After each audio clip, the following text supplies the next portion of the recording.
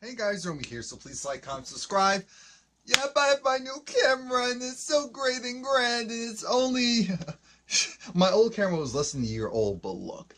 You know my model's newer is better. The sound is fixed. Jesus be praised. Ooh, but this costs a pretty penny, so... hopefully YouTube gets their act together as far as monetization. Anyway, this is If Loving You Is Wrong, we're calling it 3. Episode, what episode is this? Episode 5? What we say? Yeah, a Taste of Freedom. And so the episode, this was a good episode, so we're just going to jump right into this. And a lot of things that I already knew was confirmed, which is kind of, now this first part kind of threw me off. So we have Alex, Randall, and Marcy.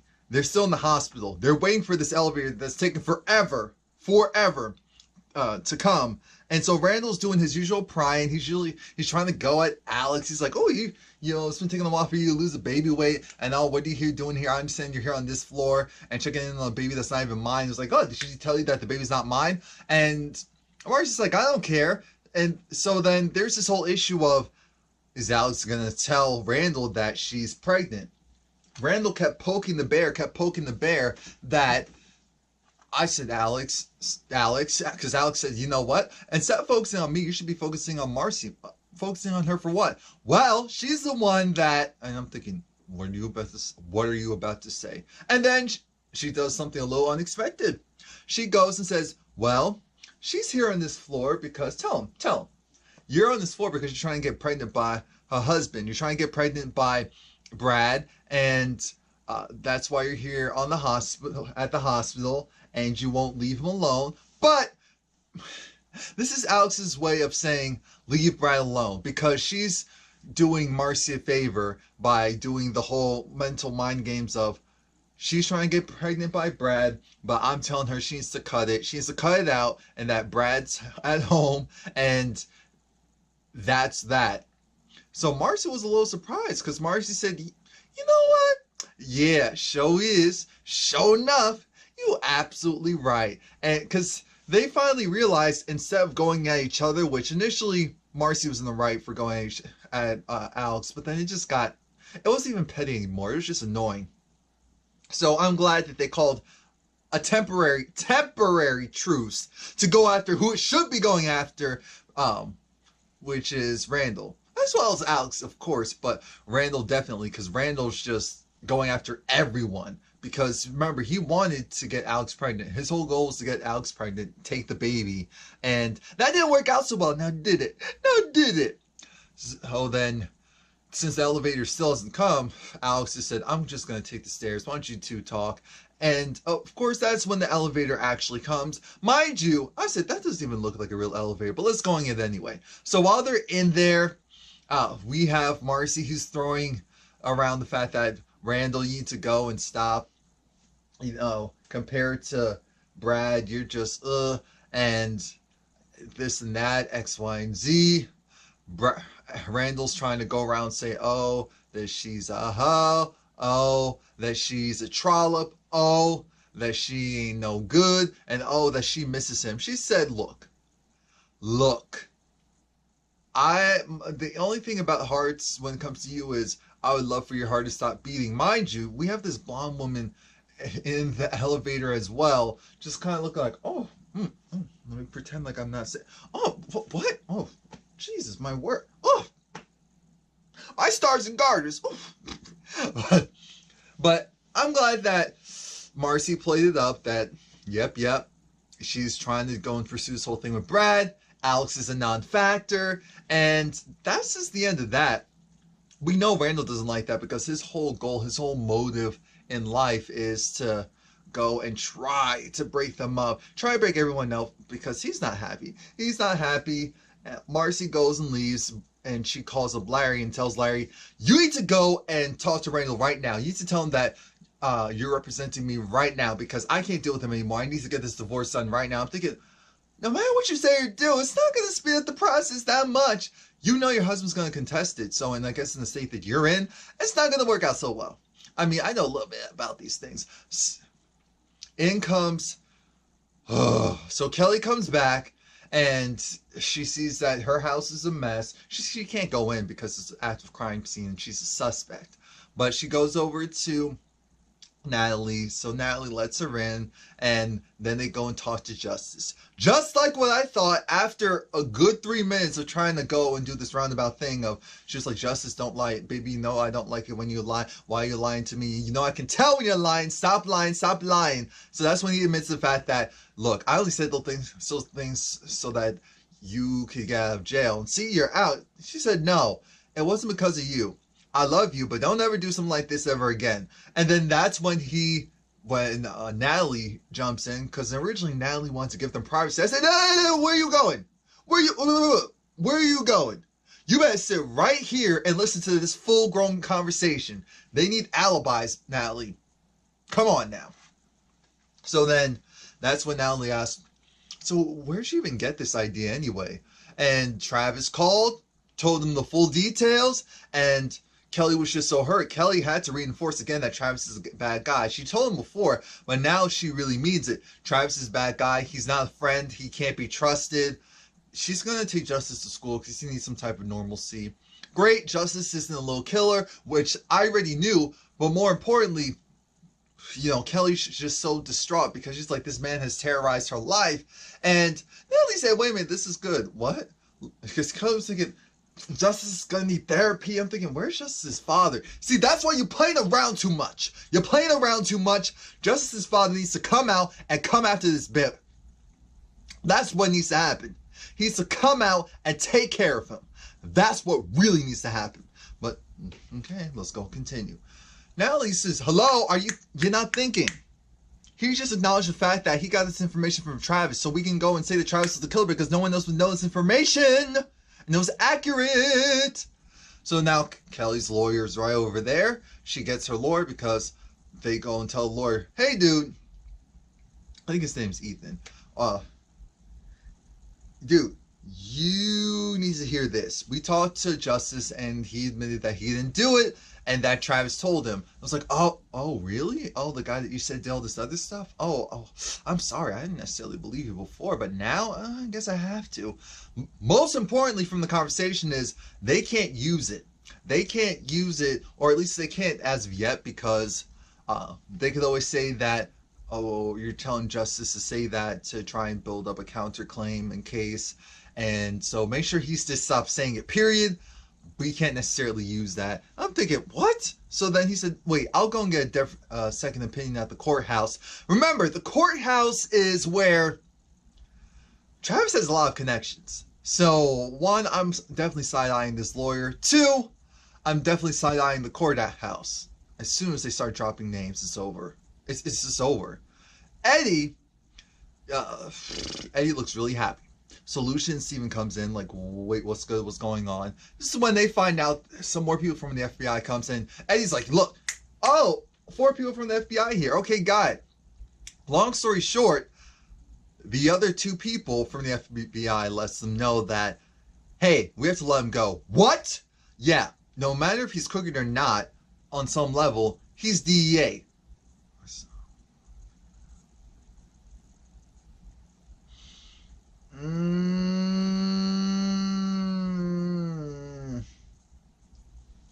DEA, which means that he supersedes what they can do, which is why he was going and acting like his instinct. And at first I thought that status was just granted to him, but then I said, you know what? Eddie did act like he was running things, and that explains it. And he was undercover. He was supposed to go to the, infiltrate the cartel, and I'm thinking, so what about the blow? What about the strippers, the hookers? What about shooting Andrew? Where is Andrew? Where is Doe Eyes? Where is he? That's why my whole mantra is, Eddie is trash. Eddie is trash. Eddie is trash. Eddie is trash. Eddie is trash. Eddie is trash. Eddie is trash. Eddie is trash. Eddie is trash. Eddie is trash. Eddie is trash. Trash. Trash. So then he gets let go, and Steven and Lucian We're looking at these two dudes like, really? Really? We're all FBI here? You tell me that we couldn't go and do something? We couldn't do anything? No, you couldn't. Pissed because they have to go and pretend like nothing happened, even though they arrested the guy, even though they did all this other stuff. They have to go and pretend like nothing happened. I forgot to mention that Kelly wanted her lawyer to go and get Justice's clothes, as well as, you know, whatever clothes he could muster up for her.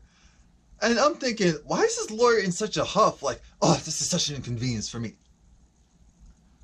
If you're getting paid $300 an hour, do whatever I say within reason. Come on now.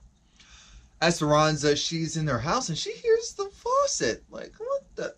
She just dropped her daughter off to school. So, what's going on here? And she gets that gun. I'm thinking, how secure is that? Now, Esperanza, you said that's put away, but that's right there. Like, right there.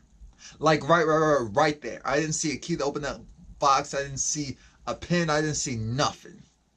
But okay, if you say so. So she goes and gets it, and it's Eddie. Eddie's in there. She's pissed because she's trying to figure out, oh, are you on the lam? Are you hiding out in my house? How did you escape? What did you do? So then she calls Lucian, and Lucian said, look, I can't tell you why, but he is officially out. Sorry. So then Eddie's like, I want you to come in here and join me. You know, this is my house too. My name's on a deed. Stop playing that mess. Oh, I love it when you're angry. He's doing his usual. Esperanza's actually over it because remember, their daughter almost got shot.